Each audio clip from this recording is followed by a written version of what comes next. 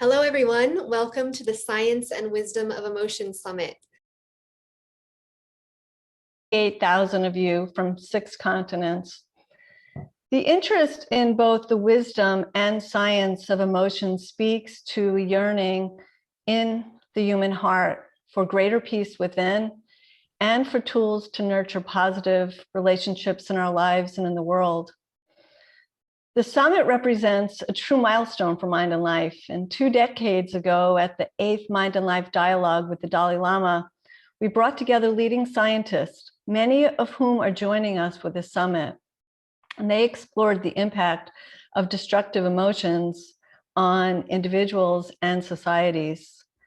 And that historical dialogue inspired pioneering research into mental training, such as mindfulness, meditation, and how to cultivate positive emotions, such as compassion, love, gratitude, awe, and forgiveness.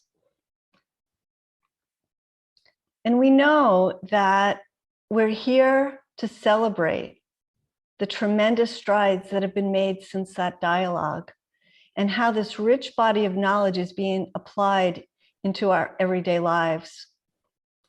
While we now face unprecedented challenges, there are tools that each of us has at our disposal to more skillfully cope with the times. At times, as it turns out, by better navigating our emotions, we can have a positive influence on others and those around us. So over the course of the summit, we will learn together to foster peace within and to create a kinder, more compassionate world for all. I'd like to take a moment to thank our friends at the Awake Network for their partnership in orchestrating this event across multiple time zones and languages and ensuring that a truly global audience was aware of this free and accessible opportunity. And I'd also like to thank our planning team, Eve Ekman, Richie Davidson, and Dan Goldman, and the more than 30 amazing presenters, including His Holiness the Dalai Lama, for their time and expertise. This is a very rich 4-day program, and we are truly blessed to benefit from their collective wisdom. And lastly, I'd like to introduce and express gratitude to Eve Ekman, whose vision and dedication made this event a reality. Eve was 20 years old when she attended the Mind and Life Destructive Emotions Dialogue. And for her, it was a life-changing experience that shifted the direction of her career path and has informed how she lives today. So thank you, Eve. And please know how we are grateful to you and for your guiding hand in this very special program. Thank you. Thank you, Susan. And welcome, welcome, welcome to the first day of the summit. I am honored and beyond excited to be your host today.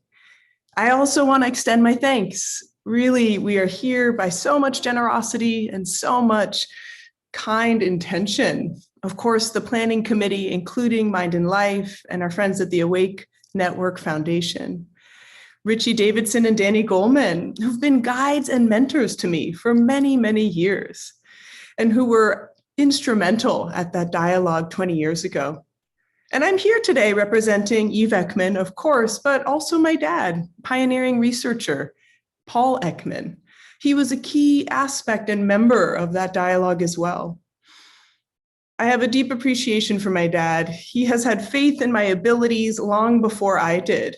I never wanted to be in his shadow or falling under his footsteps, but he lifted me onto his shoulders, included bringing me to that event, which, just as Susan mentioned, would change my life forever.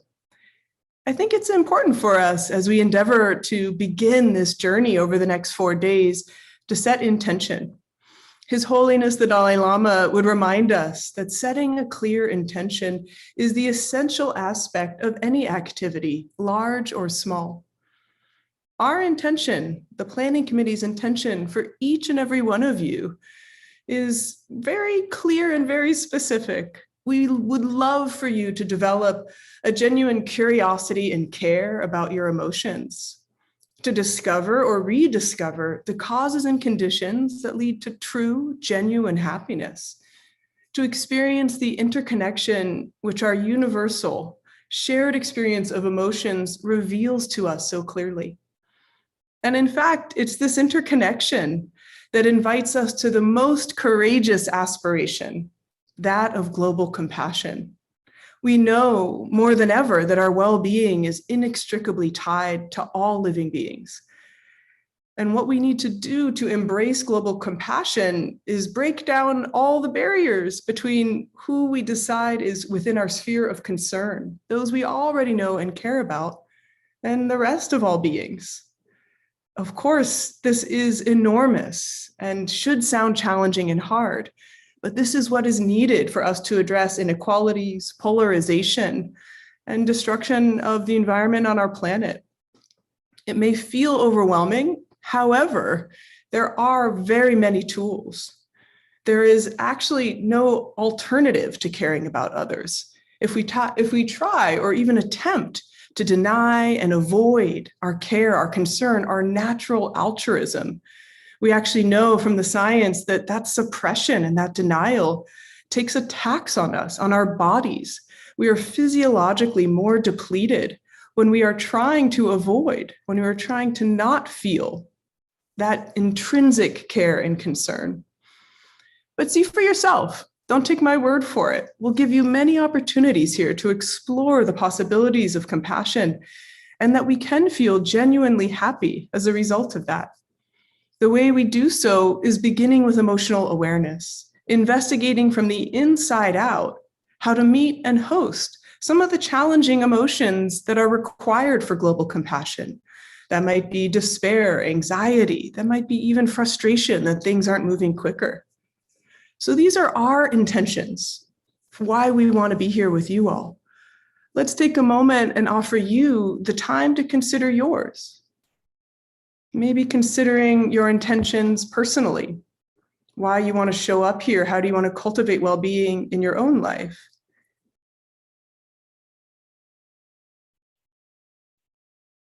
But also taking a moment to consider the intentions and motivations for our collective well-being.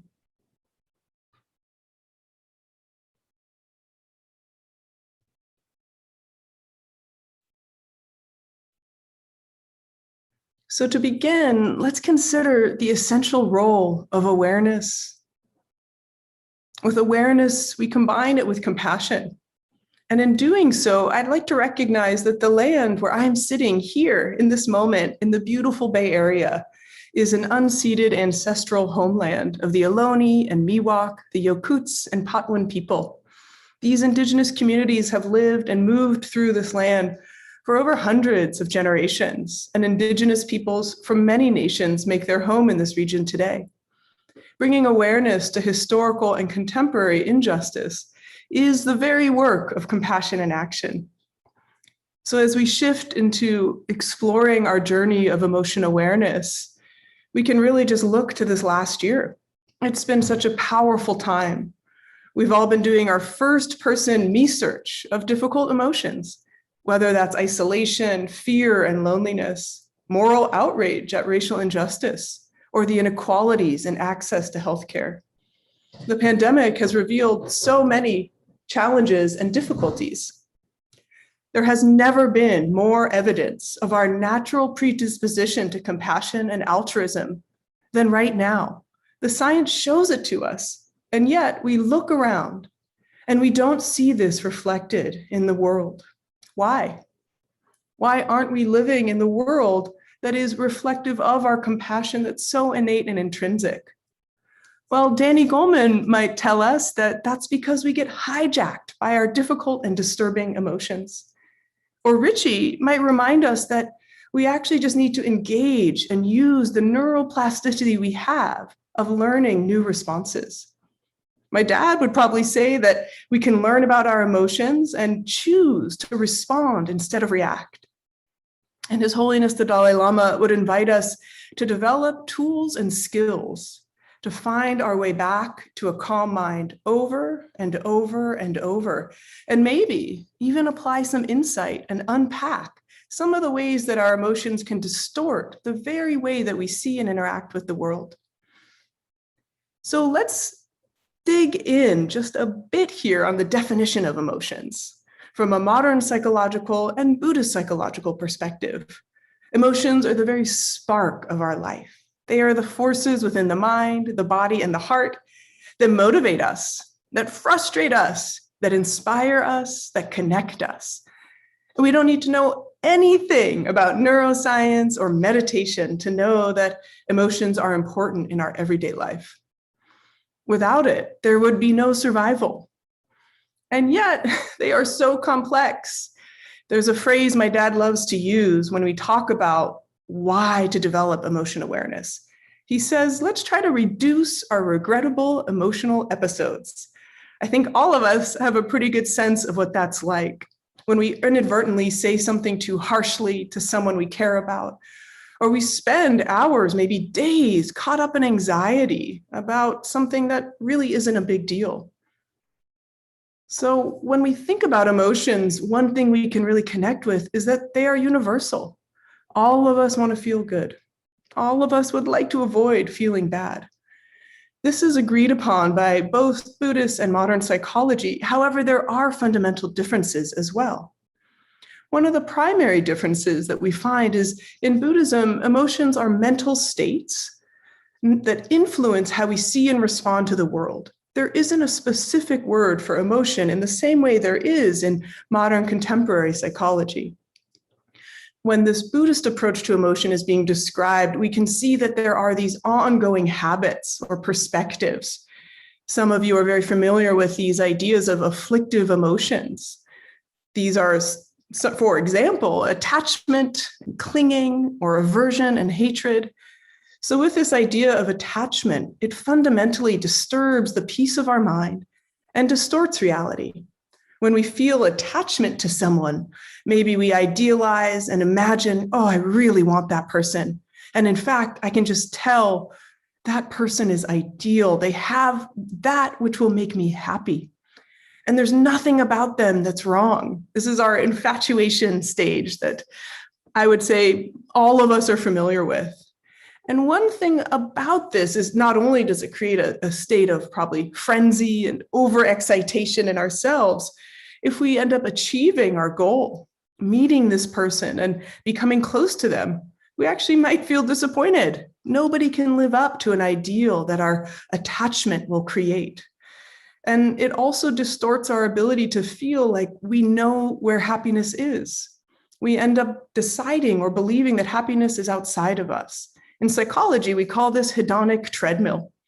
We place our idea of what will make us happy outside of us, and once we achieve it, we look for the next thing over and over and over. We can look at the very opposite with hatred. We might think one person is terrible and everything they do is wrong. And in that way, we think that without them, we would find happiness. So this is the Buddhist approach to how we understand emotions. In the modern psychological approach, we're measuring something much smaller. We're actually looking at the brief experience of emotion at the physiological level. This is a 25th of a second. And our emotions happen outside of our conscious awareness. That's something that's so important to keep in mind. If we had time to think about our emotions, they maybe wouldn't cause us so much trouble. They are automatic. Our emotions are influenced by our lived past, our history, our scripts, what happened before us. That influences, and again, that same word maybe distorts what we see right now. In the psychology definition of emotion in modern context, there's been an emphasis on positive and negative. Positive emotions feel good. Negative emotions feel bad. However, when we blend the contemplative and the modern psychological, we have such a rich definition, and we can understand that a constructive emotion can feel bad. For example, anger, which definitely disturbs the mind, but when it's felt in response to injustice, can be enormously constructive, motivating us to create change. And maybe we have an enjoyable emotion, feeling quite happy when someone we dislike meets with failure or loss. And yet, if our aspiration is that global compassion, even that good feeling emotion is destructive because we're wishing harm for another, or at least enjoying the harm that they are experiencing. So in both cases, what we see is part of the way we develop our emotional awareness is to actually see reality as it is. I put that in quotes. That's something His Holiness the Dalai Lama and many other Buddhist scholars invite us to do. And the way we do this from the Buddhist approach, there's many, but we are learning to train the mind and the heart so that we can pay close attention to our thoughts and our experiences. We can have insight into the very nature of what makes us emotional. And we can also cultivate these positive, wholesome mental states, such as compassion and loving kindness and empathetic joy.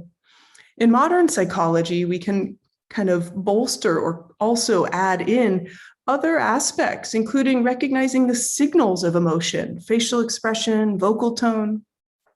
And we can learn a granularity, naming specifically what our emotions are, so we have a fluency in our communication. According to Buddhism, there are 84,000 destructive emotions. It's quite a lot to take in. Happily, there are also 84,000 antidotes.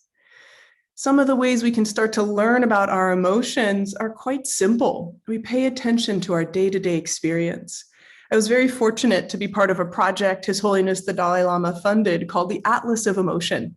And admittedly, we don't get to 84,000. We actually just look at 5 primary emotions and help develop this kind of language or fluency of looking at a whole range of our fear states, from anxiety all the way to panic, what it feels like and how we respond. Being able to slow down and look at these momentary experiences of emotion really helps us unpack and understand these overarching patterns or habits of the mind. Importantly, both wisdom traditions highlight that we are not our destructive emotions. 20 years ago at that meeting in Dharamsala, Mathieu Ricard shared something that has stayed with me ever since. He said that the destructive emotions, they're like dust on the gold of our true nature, and that there's this innate, intrinsic goodness. That struck me so deeply, this idea that, yeah, maybe I feel and act in a way that is temporarily harmful or regrettable, but that's not who I am, and that's not who others are. That's almost a foundation for the compassionate view and lens we want to bring to the world, and something now we see established in modern psychology. We can see by the behavior of toddlers that this intrinsic nature of empathy and compassion is always there from the earliest phase of our life. His Holiness the Dalai Lama was insistent that we create secular trainings to share this wisdom with the world. This is for adults and for children so that we can have emotion awareness and cultivate compassion. Many programs have emerged from the beginning of that meeting 20 years ago. One is Cultivating Emotional Balance. That was co-created by my dad and Alan Wallace and many collaborators at UCSF. And I've been fortunate to teach for these last 11 years. Also, Thupten Jimpa, who is presenting at this conference, he is part of the compassion cultivation training, really focusing on those core skills. We see the continuation of the amazing work of Mark Greenberg, also in this conference, who has social emotional learning programs directly into the schools. And Richie Davidson's programs at the Center for Healthy Minds, looking at the core pillars of our well-being and the science-backed activities to make them possible. Over the next 4 days, you'll hear about the science and practices that have emerged over these last 20 years. So today, day 1 of our emotion awareness journey, you will hear from a panel that includes Mathieu Ricard, Lonnie Shioda, and Dacher Keltner. They'll be talking about the fundamentals of emotion, altruism, and basic goodness.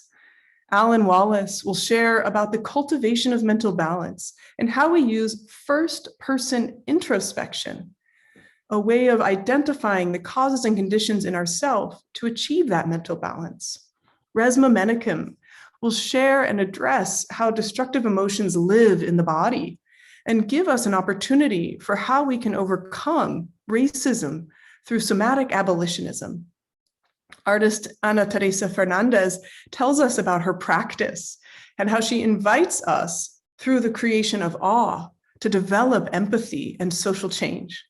Christian Howard leads us through a practice of being able to see reality as it is, to kind of unhook from all the identities that we carry, while still valuing what identities mean in the world and how it creates a uniqueness of embodiments and voices.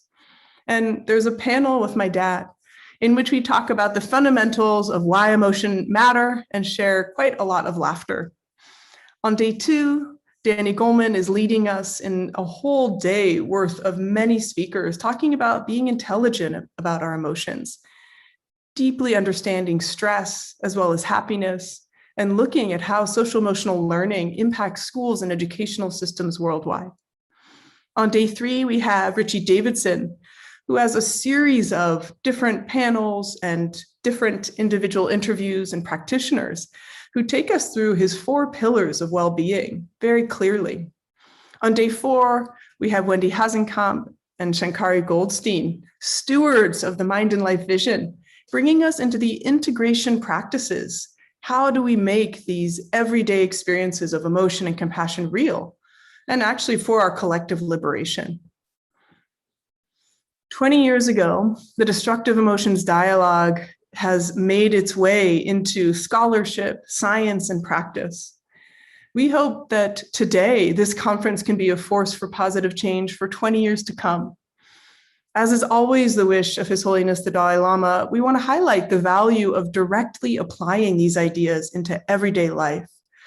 We see the direct implications right now of our unaddressed destructive emotions on social, racial, and climate justice. There is so much work to do at the inner level to also heal us at the collective level. As a planning committee, we also see clearly how in the past there's a lack of diverse views and voices in the space of psychological science and contemplative science. We have a lot of work ahead of us, and we're so grateful to the scientists, the trainers, and practitioners deeply invested in diversity and equity who've been involved in this event. And we look forward to the work ahead in this ongoing and unfolding journey. I'm really pleased to announce that Mind and Life and the Awake Network Foundation will be donating a portion of the proceeds from this summit to the preservation of Tibetan culture. This effort is in accordance with right reciprocity, honoring the traditions where the science and practices have been drawn. So we'll be working with the Pundarika nuns. This is an effort led by Sokni Rinpoche, where nuns get to do long-term retreat and really deepen their own practice to bring forward to generations. And the Tibetan Children's Village, which has invested for decades and decades in preserving Tibetan culture for coming generations. I am here with the wise ones, the elders who've opened the door for me. I grew up with this field and my own work and many of those of my generation that we're able to do, bringing these ideas of meditation, emotion awareness, and compassion into hospitals and jails and schools, technology sectors, and beyond. This is really all coming out largely from this dialogue and the science that spawned it. My gratitude and appreciation is truly unbounded. And to share this with each of you is a dream come true. My hope is that these days can be transformative. We can all learn more about addressing our destructive emotions and cultivating our constructive emotions for the sake of all beings. Now I have the honor of introducing the pre-recorded opening remarks of His Holiness the Dalai Lama, a wonderful teacher. And he teaches us not only through his direct and clear understanding of what compassion means for all of us, but also his embodiment, his joy, his clarity. What you'll be seeing is a 4-minute excerpt of what you will have on the last day. Day 4 will include the entire keynote. I'll tell you that it was unbelievably moving to watch that keynote when we pre-recorded it. And I know that all of you will gain a great deal from it. So many small insights and ideas. I hope to come back to it over and over. His laughter, His presence really embodies a lot of the values many of us are talking about. So let's go ahead and watch His Holiness' opening remarks now.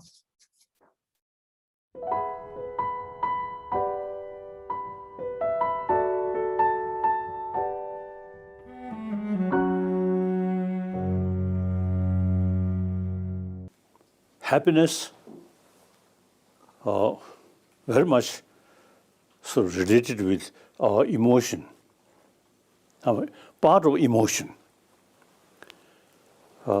So the emotion, there are many causes. Although environment, external things also affect, but mainly our own mental state. Mental state, calm, peace, the surrounding difficult sort of situation doesn't matter, not much disturb. So mind is very, very important. And then one good thing is mind can train. Through training, those destructive emotion try to reduce. Constructive emotion can increase. The positive emotion, very much based on reason. Negative emotion, just emotion, no reason.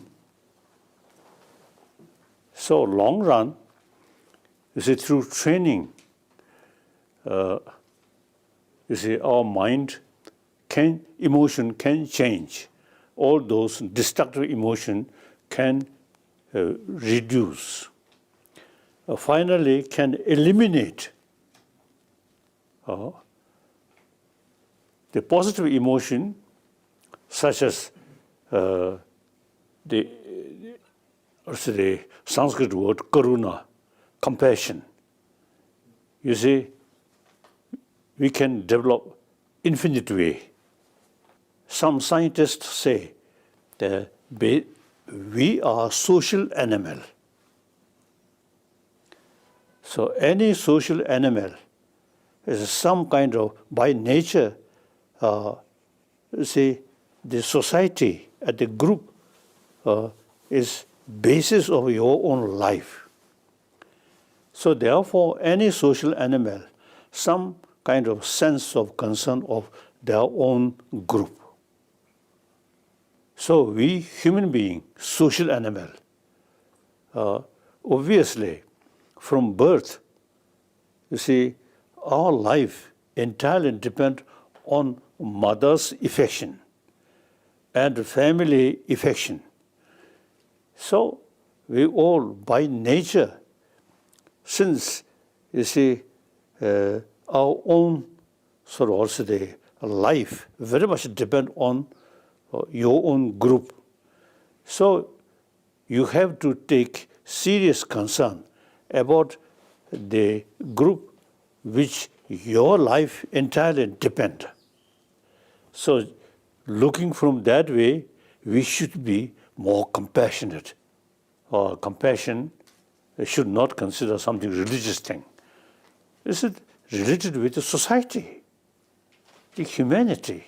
So we all have common responsibility to build happy humanity on the basis of consider oneness of 7 billion human beings.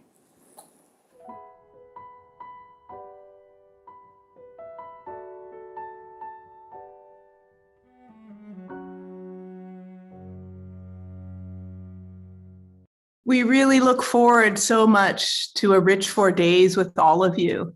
Now, all of the day one sessions are available on the Summit homepage. We encourage you to leave comments and share your thoughts and learnings and questions. I especially look forward to your questions and really look forward to responding to them. Enjoy. Thank you so much.